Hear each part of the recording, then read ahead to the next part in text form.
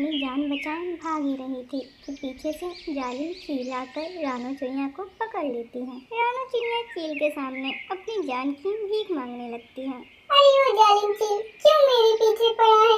मैं गर्भवती हूँ, मुसीबत में हूँ। क्या तुझमें इतनी दया भी नहीं? मुझे छोड़ दे, मुझे जाने दे। जालिम और मैं, देख चिड़िया, मुझे जो शिकार पसंद आता है ना, मैं उसे कभी भी जाने नहीं देता। और तू मुझसे दया की भीख मांग रही है।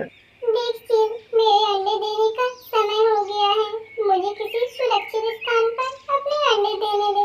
उसके बाद तू मुझे खा लेना। मैं तुझे कुछ भी नहीं खाऊंगी। पर भगवान के लिए मुझे अभी छोड़ दे। हाँ, मुझे गर्भवती चिड़िया का मांस बहुत पसंद है, इसीलिए मैं तुझे छोड़ के अपना नुकसान तो नहीं करूँगा। रानो चिड़िया बहुत दर्द में थी। वो चील के सामने बहुत गिड़गिड़ाती है, पर चील उसकी कोई बात नहीं सुनता। उसे लगता है अब वो चील उसे मारकर खा ही जाएगी। जैसे ही वो चील उसे खाने ही वाली थी, तभी पीछे से गुल्लू गिलहरी आके चील के सर पे डंडे मारती। चलो चलो चिड़िया, जल्दी भागो यहाँ से। गुल्लू गिलहरी रानो चिड़िया को अपने घर लेके चला जाता है और घर जाकर अपनी बीवी गुनगुन को सारी बात बताता है। गुनगुन रानो चिड़िया को एक रात के लिए अपने घर में रख लेती है और उसके लिए एक घोंसला बनाकर देती है। कुछ ही देर में रानो एक अंडा देती है। आपका बहुत बहुत धन्यवाद गुनगुन बहन। आपकी वजह से मेरा ये अंडा आज दुनिया देख पा रहा है। नहीं तो वो जालिम चील तो आज मुझे मार ही देते। मैं आपका ये एहसान जिंदगी भर नहीं भूलूंगी। नहीं नहीं बहन, इसमें धन्यवाद की क्या जरूरत। मुझसे आपकी ऐसी हालत देखी नहीं गई, इसलिए मैंने आपकी मदद की। अब जब तक सब कुछ ठीक नहीं हो जाता, आप मेरे घर में रुक सकती हो।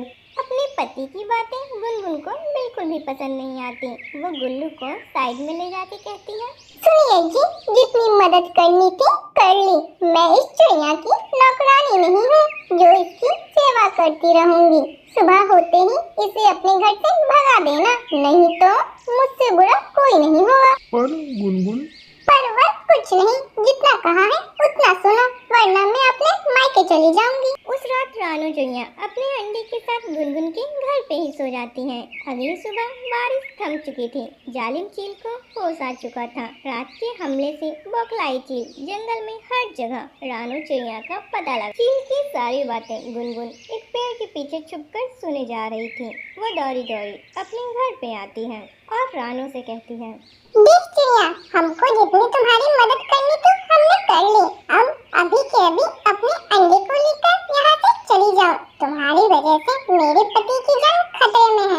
अरे गुनगुन, इस हालत में चिड़िया बहन कहाँ जाएगी? हम उस चील से इस चिड़िया की जान बचा सकते हैं, बस तुम हमारी मदद तो करो। गुनगुन बहन, मेरी वजह से आप दोनों आपस में झगड़ा मत करो। मैं अभी अपने अंडे को लेकर यहाँ से चली जाती हूँ।